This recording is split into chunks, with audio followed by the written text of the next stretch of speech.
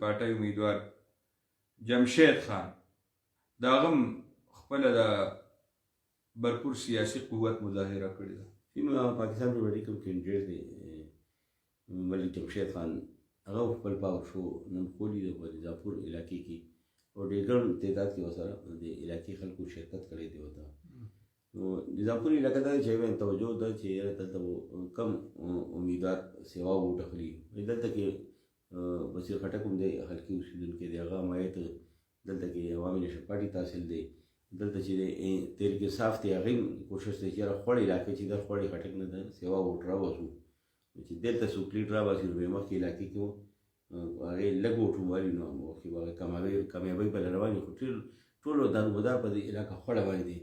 په پارټي کوم کینډیډیټ ملک جمشید خان دی چې کوم والد صاحب دی هغه سیوا تعلقات دي د خوړ علاقې کې دي سیوا تعلقات مختلف سیاسي شخصیات سره.